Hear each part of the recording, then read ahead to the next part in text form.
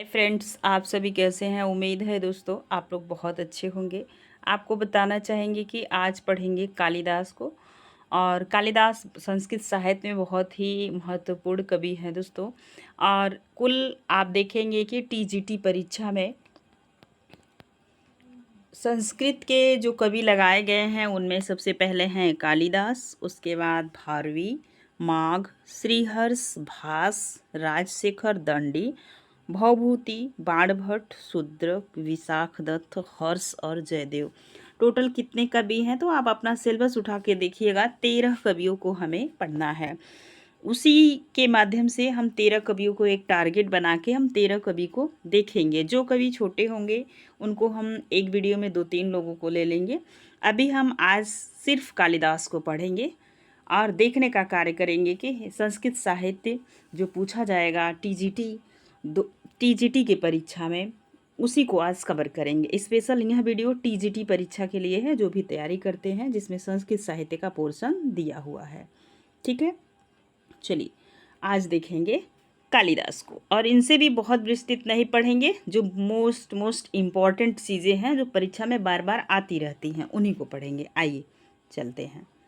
सबसे पहले आप हम देखेंगे कालिदास का प्रिय अलंकार उपमा है। नोट कर लीजिएगा, इसीलिए कहा गया है संस्कृत साहित्य में। आप देखेंगे उपमा कालिदास से भारवे अर्थ गौरवम। ठीक है, तो उपमा कालिदास से यह युक्ति इनके लिए प्रसिद्ध है।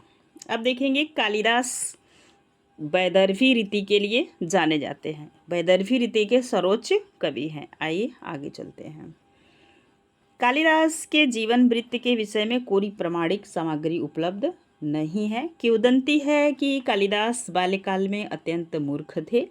अपने समय की सर्वोत्तम विदुषी ज्ञान गर्विता विद्योत्मा नाम की राजकुमारी के साथ उनके विवाह का षड्यंत्र रचा गया था। ये भी कहा जाता है कालिदास जिस डाली पे बैठे थे उसी को काट रहे थे। कुछ पंडित जा रहे थे, उन्होंने देखा और विद्योत्मा को अपने शास्त्रज्ञ पर बहुत ज़्यादा घमंड था। तो उन लोगों ने सोचा कि अगर इतनी ज्ञानी बनती हैं तो चलिए इस मूर्ख से इनकी शादी करवा दी जाए। ठीक है, तो ये क्या है, उनके विवाह का षड्यंत्र रचा गया। पंडितों ने मूक शास्त्रार्थ का आयोजन किया, मतलब जिसमें आप बोलेंगे नहीं, वर पक्ष बोलेगा नहीं, खासकर वर नहीं बोलेगा, इशारा करेगा। फिर पंडित लोग शास्त्रार्थ करेंगे और उसका जवाब देंगे। मूक शास्त्रार्थ का आयोजन किया और उसमें कालिदास को विजयी घोषित किया। विवाह के पश्चात पत्नी के द्वारा तिरस्कार होने पर कालिदास ने काली की उपासना की और विद्या का वरदान मांगा। तो ये है हमारे बीच जो हमारे गुरुजन हमें बताते हैं। ठीक है, आइए। कालिदास की पत्नी ने कहा, अनावृत कपाटम द्वार देहि। तो कालिदास ने पत्नी से कहा। तो कालिदास काली की पूजा किए, देवी की। इसके बाद वो वन चले गए, उन्हें शिक्षा मिला, देवी उनको ज्ञान दी। वापस फिर घर आए और घर आने के बाद उन्होंने दरवाज़ा खटखटाया तो कहा, अनावृत कपाटम द्वार देहि, दरवाज़ा खोलो। तो उनकी पत्नी कही, इतना संस्कृत को जानने वाला कौन है। फिर उन्होंने उत्तर दिया, विद्योत्मा ने उत्तर में कहा, अस्ति कश्चित वागिशेषः, वाणी में अब कुछ विशेषता आई है। अस्ति से फिर कालिदास अपनी पत्नी द्वारा बोले गए 3 शब्दों को माध्यम से 3 रचनाओं का वर्णन किए। ये बार बार परीक्षा में पूछा जाता है, आप इसे नोट डाउन कर लीजिएगा। देखिए, अस्ति से कुमार संभवम, कश्चित से मेघदूत, वाक से रघुवंशम। अपनी नोट पैड में नोट कर लीजिएगा। देखिए, कालिदास की प्रसिद्ध 7 रचनाएं हैं। कितनी हैं तो 7 हैं। 7 को एक जगह आप नोट डाउन कीजिएगा। देखिए, पहली है ऋतुसंहार, कुमार संभवम, मालविकाग्निमित्रम, विक्रमोर्वशीयम, मेघदूत, रघुवंशम, अभिज्ञान शाकुंतलम। ठीक है, सबसे अंतिम है अभिज्ञान शाकुंतलम। इनका नाटक है। क्या है? नाटक है। ठीक है, आगे चलते हैं। मेघदूत 2 भाग में बटा हुआ है, उत्तर मेघ और पश्चिम मेघ। अभी हम लोग आगे पढ़ेंगे। देखिए, इन 7 रचनाओं में इनके 2 महाकाव्य हैं। कौन से महाकाव्य हैं? तो एक कुमार संभवम इनका क्या है, महाकाव्य है, और एक रघुवंशम। याद रखिएगा, ये दोनों महाकाव्य हैं। कुमार में कितने सर्ग हैं तो 17 सर्ग हैं। कुमार मतलब कुमारा है। अभी शादी योग्य नहीं हुआ है तो 18 साल के बाद ही शादी होती है, ऐसे को रिलेट कीजिए। कुंवारा मतलब 18 साल से कम है, मतलब इसमें 17 सर्ग हैं, ठीक है। और रघुवंशम, रघु का वंश मतलब राजा बनने की जो उम्र होती है वो 18 साल के बाद होती है, मतलब 19 साल। कितनी? 19 साल। ऐसे करके याद कर लीजिए आप। आइए देखिए, इनकी दो महाकाव्य हैं, कुमार संभवम और रघुवंशम। कुमार संभवम में 17 सर्ग और रघुवंशम में 19 सर्ग। आइए अब देखेंगे आगे। दो इनकी गीत काव्य हैं, एक मेघदूत और दूसरा ऋतु संहार, जिसमें 6 ऋतुओं का वर्णन किया। सिंपल से हम जानते हैं गर्मी है और बारिश होगी, सर्दी आएगा, ठीक है। लेकिन जब आप इनका ऋतु संहार पढ़ेंगे तो शिशिर ऋतु, बसंत ऋतु, कुल मिला के 6 ऋतुओं की बात इन्होंने किया है, ठीक है। आगे चलते हैं। मेघदूत, अब देखिए 3 इनके नाटक हैं, ठीक। पहला मालविकाग्निमित्रम में 5 अंक है, दूसरा विक्रमोर्वशीयम में 5 अंक है, और अभिज्ञान शाकुंतलम में 7 अंक है, और चौथा अंक बहुत विश्वविद्यालय महाविद्यालय में पढ़ाया जाता है अभिज्ञान शाकुंतलम का, जिसमें शकुंतला के शादी विवाह का वर्णन किया गया है। आइए हम अब महाकाव्य को देखने का कार्य करेंगे। कुमार संभवम में 17 सर्ग है। इस महाकाव्य में हिमालय की पुत्री पार्वती द्वारा घोर तपस्या के फलस्वरूप वर रूप में शिव को प्राप्त करने तथा उनसे कार्तिकेय की उत्पत्ति का वर्णन किया गया है। 7 सर्ग में मोटी मोटा आप देख लीजिए किसमें क्या है। हिमालय, पहले सर्ग में हिमालय वर्णन तथा पार्वती की उत्पत्ति है। दूसरे में इसमें तारकासुर से पीड़ित देवों का ब्रह्म के पास जाना, शिव पार्वती के पुत्र स्कंद और स्कंद द्वारा तारकासुर के वध का उपाय ब्रह्मा के द्वारा बताया गया है। तारकासुर का वध आपने टीवी में बहुत अच्छे से देखा होगा। तीसरे में है कामदेव द्वारा शिव की तपस्या का भंग करना, और चौथे में है पति के नाश पर रति का विलाप, रतिपति है ना, ध्यान दीजिए। पांचवें में है पार्वती की घोर तपस्या, और छठवें में है विवाह इच्छुक शिव का पार्वती के याचनार्थ सप्त ऋषियों के हिमालय के पास भेजना। सातवें में है शिव का वरयात्रा और पार्वती परिणय, शिव पार्वती की शादी हो जाती है सातवें में। 7 शिव की वरयात्रा और पार्वती परिणय, यहाँ पे शादी हो जाता है। 8वें में शिव पार्वती का दाम्पत्य जीवन केल विहार, ठीक है। 9वें में है दाम्पत्य सुखानुभव करते हुए विविध पर्वतों आदि पर घूम कर कैलाश पर्वत पर वापस आना। और 10वें में है कार्तिकेय का गर्भ, 10वें में कार्तिकेय पेट में आ जाता है। 11वें में कुमार का जन्म हो जाता है और बाल्यावस्था उसका बीतता है। 12वें में है कुमार का सेनापतित्व। 13 में है कुमार द्वारा सैन्य संचालन, फिर वह राजा बनने की तैयारी कर देता है। और सर्ग 14 में है देव सेना का आक्रमणार्थ प्रयाण, ठीक है। 15 में है देवासुर सैन्य संघर्ष है, और 16 में युद्ध का वर्णन है, और 17 में तारकासुर का वध है। ये रहा। आप देखिए रघुवंशम। रघुवंश में 19 सर्ग है। इसमें मनु से लेके सूर्यवंशी 21 राजाओं का वर्णन, ये यूपी टेट में पूछा हुआ प्रश्न है, यूपी TET में, ठीक है। ये पूछा गया है कितने वंशों का वर्णन है, तो 31 राजाओं के जीवन का वर्णन है। उसमें राम का जीवन विशद एवं विस्तृत वर्णन है। आप देखेंगे इसमें टोटल 19 सर्ग है, तो पहले सर्ग में क्या है, सर्गों के हिसाब से आप देख लीजिए।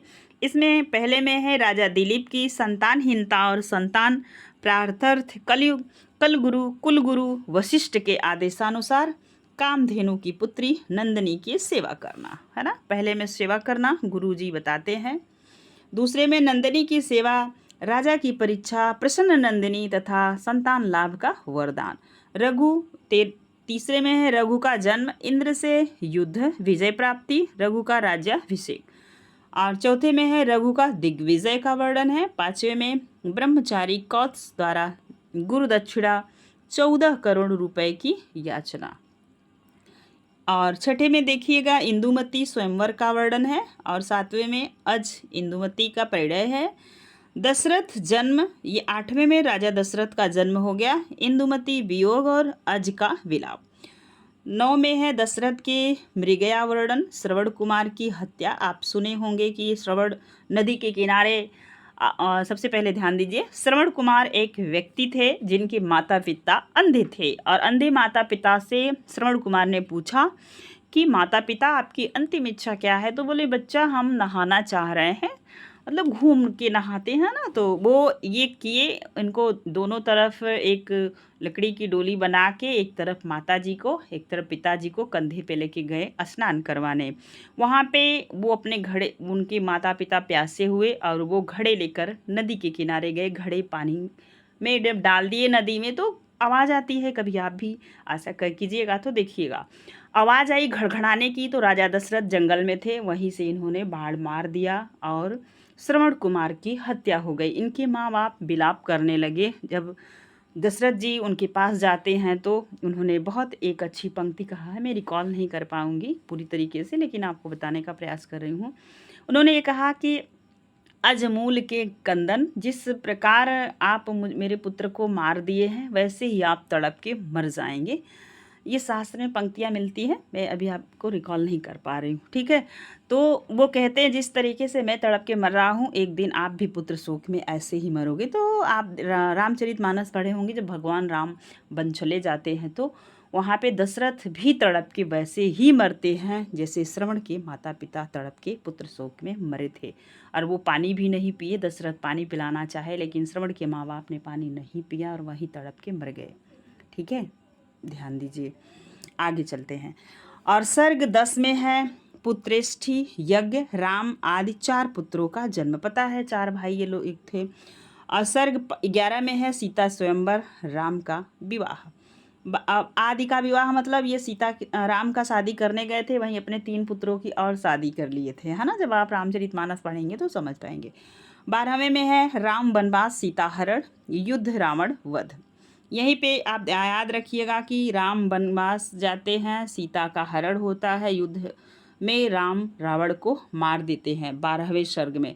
सर्ग 13 राम का पुष्पक विमान से अयोध्या प्रत्यागमन, मार्ग स्थल का विशद वर्णन है। 14 में राम का राज्याभिषेक है, सीता का परित्याग है। आप याद रखेंगे यहाँ पे सीता परित्याग की बात की गई है, लेकिन जब रामचरितमानस में कहीं भी सीता परित्याग की बात नहीं की गई है। अब देखेंगे सर्ग 15 लव कुश जन्म, राम का स्वर्गारोहण। 16 में है कुश का राज्याभिषेक, कुश का कुमुदवती से विवाह। ये बात आप याद रखेंगे, कुश का कुमुदवती से विवाह हुआ है। 17 में है कुश का स्वर्गावास, कुश पुत्र अतिथि का राज्याभिषेक। 18 में है अतिथि तथा उसके वंशज राजाओं का संक्षिप्त वर्णन। 19 में है अग्निवर्ण का राज्याभिषेक। अब पढ़ेंगे इनके गीतिकाव्य। देखिए गीतिकाव्य है ऋतु संहार में 6 सर्ग का वर्णन किया गया है। 6 ऋतुओं का वर्णन है, ग्रीष्म, वर्षा, शरद, हेमंत, शिशिर, वसंत, ठीक है। ये 6 ऋतु आप नोट कर लेंगे। ऋतु संहार कालिदास की सर्वप्रथम रचना और प्रथम गीत काव्य है। जैसे हिंदी में गीत काव्य पूछे जाते हैं ना जय शंकर प्रसाद की, वैसे ही तो आप याद रखेंगे कालिदास की सर्वप्रथम रचना है, मतलब पहली रचना है, ऊपर से ये प्रथम गीति काव्य है। मेघदूत यह एक कल्पना प्रधान ग्रंथ है। इस ग्रंथ का मुख्य विषय है अलकापुरी निवास। कुबेर का अपनी वियुक्त प्रिया को रामगिरी पर्वत से संदेश भेजना मेघों के माध्यम से। अब देखेंगे हम इनके नाटक। मालविकाग्निमित्रम यह कालिदास का प्रथम नाटक है, पूछा जाता है, याद रखिए। इसमें कुल 5 अंक हैं और 96 श्लोक है। इसमें मालविका और अग्निमित्र का प्रणय और विवाह का वर्णन है। प्रथम अंक में, अब अंक वाइज देखिए, टोटल 5 अंक हैं। पहले अंक में क्या है, मालविका राजा अग्निमित्र की रानी धारिणी की सेविका, और रानी धारिणी प्रयत्न करती है कि राजा मालविका के रूप सौंदर्य पर मुग्ध न हो जाए, अतः उसे छिपा कर रखती है। एक चित्र में राजा मालविका को देख लेता है और उस पर मुग्ध हो जाता है, ठीक है। द्वितीय अंक में देखेंगे मालविका की नाट्यकला का प्रदर्शन होता है। राजा मालविका पर मंत्रमुग्ध होते हैं और उसे विष बुझा हुआ काम का बाण कहते हैं। किसकी उपमा देते हैं, तो विष भुजा हुआ काम का उपमा देते हैं। तृतीय अंक में देखेंगे राजा और मालविका का मिलन होता है। छोटी रानी इरावती आकर विघ्न डालती है, राजा को बुरा भला कहती है। चौथे अंक में क्रुद्ध होकर रानी धारिणी मालविका और उसकी वकुला वलिका को जेल में डाल देती है। विदूषक द्वारा मालविका और उसकी सखी को मुक्त कराना। विदूषक क्या करता है, मालविका और उसकी सखी को मुक्त करवा देता है। पंचम अंक में है राजा धारिणी की अनुमति से राजा अग्निमित्र और मालविका का विवाह का वर्णन है। आप देखेंगे विक्रमो वर्षीयम, इसमें भी कुल 5 अंक हैं। कालिदास का दूसरा नाटक है, याद रखिएगा। इसमें है राजा पुरूरवा उर्वशी अप्सरा की प्रणय कथा वर्णित है। प्रथम अंक में राजा पुरूरवा केसी राक्षस के संशस्त्र उर्वशी द्वारा का उद्धार करता है। उर्वशी के सौंदर्य पर राजा के पराक्रम के कारण वे दोनों एक दूसरे पे मुग्ध हो जाते हैं। द्वितीय अंक में है उर्वशी को राजा से प्रेम का पता लगता है। तृतीय अंक में भरत मुनि द्वारा उर्वशी को शाप देना कि पुत्र दर्शन तक वह मर्त्यलोक में रहे। ये कथा आप सुने होंगे, ठीक है। इस पे यहीं से लेके हिंदी के कई लेखकों ने रचनाएं की हैं। नेक्स्ट आप देखेंगे चतुर्थ अंक में राजा एक विद्याधर कुमारी को देखकर मुग्ध होता है। इस पर क्रुद्ध होकर उर्वशी कार्तिकेय के गंधमादन उपवन में चली जाती है। कहाँ चली जाती है, तो इस उपवन का नाम याद रखिएगा। कार्तिकेय का नियम था कि जो स्त्री इस उपवन में आएगी वह लता हो जाएगी। क्या हो जाएगी, लता हो जाएगी। उर्वशी भी लता के रूप में परिवर्तित हो जाती है। राजा का लता को उर्वशी के रूप में परिवर्तित कर लेना, फिर लता को उर्वशी के रूप में राजा परिवर्तित कर लेता है। पंचम अंक में है पुरूरवा का पुत्र आयुष का वर्णन। उर्वशी अपने पुत्र को जानबूझकर च्वयन ऋषि के आश्रम में छिपा देती। तो च्वयन ऋषि का नाम आप याद रखिए, क्योंकि क्वेश्चन जब हम करवाएंगे तो यहाँ से प्रश्न बनेगा। नेक्स्ट ध्यान दीजिए, अभिज्ञान शाकुंतला माता है और कालिदास का सर्वश्रेष्ठ नाटक है। इसमें 7 अंक हैं। दुष्यंत और शकुंतला के मिलन, वियोग तथा पुनर्मिलन का वर्णन है। पहले राजा और शकुंतला मिलते हैं, उनका मिलन होता है, गंधर्व विवाह होता है, फिर वो भूल जाते हैं क्योंकि अंगूठी शकुंतला के हाथ से सरोवर में गिर जाती है, मछली निगल लेती है। वापस मछली जो है कि जब बिकती है उसके बाद राजा के दरबार में पहुंचती है, उसमें दुष्यंत का नाम लिखा होता है। फिर दुष्यंत तड़प के खोजता है शकुंतला को, लेकिन खोज लाता है ना, याद रखिएगा। अब ये है, अब देखिए हम देखेंगे 7वें अंक में क्या क्या है। प्रथम अंक में दुष्यंत का कण्व ऋषि के आश्रम में प्रवेश, शकुंतला का दर्शन, भ्रमर से शकुंतला की रक्षा राजा करता है। वहाँ पे भौरे घेर लेते हैं, वो फूल लेने गई होती है। राजा के गुणों पर मुग्ध होना, शकुंतला का राजा के गुणों पर मुग्ध होना। द्वितीय अंक में है राजा शकुंतला पर अपने प्रेम की सूचना विदूषक को देता है। तृतीय अंक में है दोनों का गंधर्व विवाह का वर्णन है। चौथे अंक में बहुत अच्छी चीज़ समझाते हैं तुलसीदास जी। देखिए, राजा द्वारा शकुंतला की अंगूठी देना, दुर्वासा ऋषि द्वारा शकुंतला को शाप देना कि अवसर आने पर तुम्हारा पति तुम्हें नहीं पहचानेगा, क्योंकि शकुंतला दुष्यंत के प्रेम में इतनी मग्न होती हैं कि दुर्वासा ऋषि आते हैं, वो ध्यान नहीं देती हैं। वो एक बार उनको बुलाते हैं लेकिन वो ध्यान नहीं देती, श्राप देता था। फिर सखियाँ आती हैं, प्रियंवदा अनसुईया उनको बताती हैं कि चलो अब हम लोग क्षमा मांगते हैं, लेकिन ऐसा कुछ हो नहीं पाता। और यह जो है कि क्षमा मांगने पर यह होता है कि अगर पहचान दी जाएगी तो पहचान लेगा, इतना मान ले, इतना उन्होंने माफ़ी दी। ध्यान दीजिए, 5वें अंक में है शकुंतला राजा दुष्यंत के राजद्वार में पहुंचती है और दुर्वासा ऋषि के शाप के कारण शकुंतला को नहीं पहचानता। रोती हुई शकुंतला को एक अप्सरा उनकी माता मेनका उठा ले जाती है अपने आश्रम में। फिर शकुंतला प्रेग्नेंट होती है एवं भरत को जन्म देती है, जिनके नाम से आज भारत देश का नाम पड़ा हुआ है। ध्यान दीजिएगा। 6वें अंक में अंगूठी के मिलने पर राजा को शकुंतला के विवाह की याद आना। 7वें अंक में मारीच के आश्रम में शकुंतला और पुत्र भरत से राजा का मिलन होता है, अर्थात शकुंतला और दुष्यंत का मिलन हो जाता है। यही भरत हैं जिनके नाम पे अपने देश भारत का नाम पड़ा हुआ है। अब देखिएगा, प्रमुख पात्र हैं दुष्यंत, शकुंतला, कण्व, दुर्वासा, मरीच, भरत, अनसुईया, प्रियंवदा। ये पात्र को जरूर याद रखिएगा आप।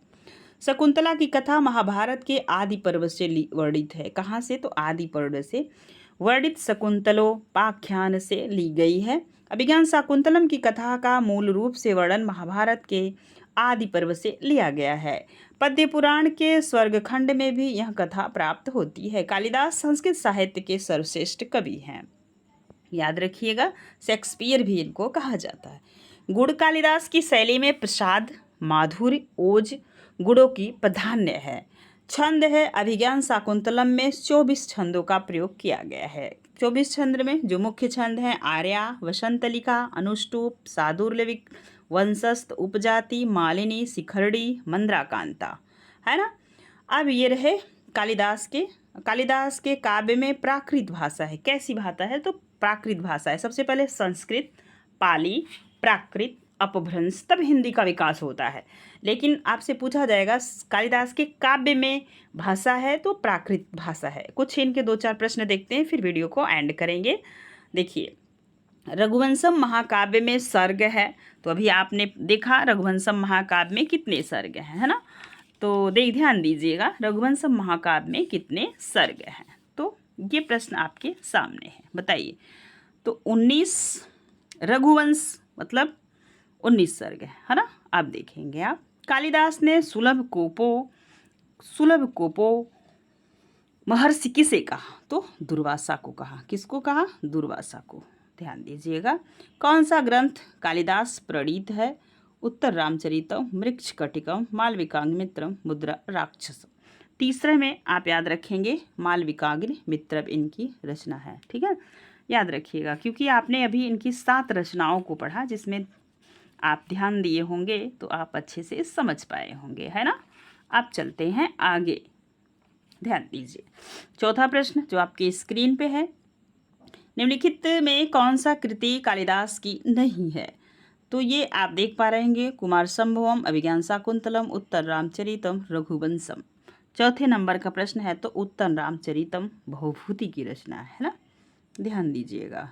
अब ये 5वें नंबर का प्रश्न है, निम्नलिखित में से कौन सी रचना लघुत्रयी में नहीं आती? ये नहीं पूछा गया है, तो आप याद रखेंगे। ठीक है, कुर में देखिए, कु र में 3 ठो आती है, और ये तो ऋतु संहार नहीं आएगी। ऐसे याद कर लीजिए आप भी, जैसे मैंने याद किया। आप याद रखेंगे 6 नंबर का प्रश्न है, इसमें क्या होगा? अब आपको यहाँ भी मिलान करने वाला प्रश्न आपके स्क्रीन पे है ना, ध्यान दीजिएगा। कालिदास, दंडी, भवभूति, श्रीहर्ष, बाणभट्ट, ये रचनाएं आपसे पूछी जा रही 6 नंबर में, याद रखिएगा। तो कालिदास की रचना कौन सी है भाई? इसमें बताइएगा। 10 कुमार चरितम किसकी है? दंडी की है। मतलब सी में दूसरा, यहाँ सी में दूसरा मिल गया। ठीक है, देखो सी में दूसरा और कहीं नहीं है। अगर हमें लेट होगा, एग्जाम में हम होंगे, तो हम यहीं से स्किप कर जाएंगे प्रश्न को। अब आप मिलाते हैं, क्योंकि हम परीक्षा तो दे नहीं रहे।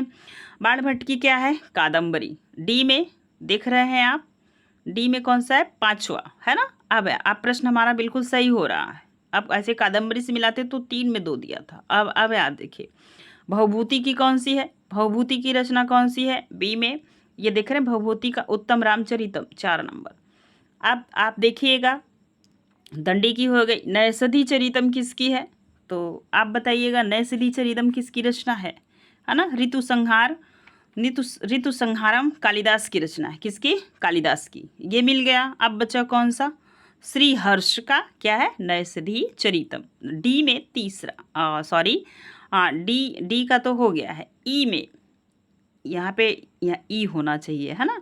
तो ई में तीसरा, तो ये रहा आपका ए नंबर सही हो गया। अब आप एक प्रश्न और देख लीजिए, कौन सी रचना कालिदास की नहीं है? तो ये मेघदूतम, अभिज्ञान शाकुंतलम, रघुवंशम। ये 10 कुमार चरितम किसकी रचना है? दंडी की। अरे सॉरी, सी सही होगा, है ना। तो ध्यान दीजिएगा। आज के लिए रहे ये कालिदास प्रश्नोत्तरी। कैसी लगी? ऐसे ही संस्कृत साहित्य के प्रश्न आपको चाहिए तो हमें कमेंट सेक्शन में कमेंट के माध्यम से ज़रूर बताइएगा। अगर वीडियो पसंद आएगा तो प्लीज़ लाइक कीजिएगा और अपने दोस्तों में साझा कीजिएगा। आज के लिए और आपको बताना चाहेंगे कि हिंदी टीजीटी के लिए हमारी 125 प्रश्नों की श्रृंखला चल रही है जिसमें हमने लगभग 8-10 प्रश्नोत्तरी कर लिया है। और ये वीडियो हमारे प्लेलिस्ट में आप जाएंगे तो लिखा हुआ होगा कि 125 प्रश्नों वाला प्रैक्टिस सेट, तो ज़रूर कीजिएगा। धन्यवाद। अगर पसंद आएगा तो अपने दोस्तों में साझा कीजिएगा।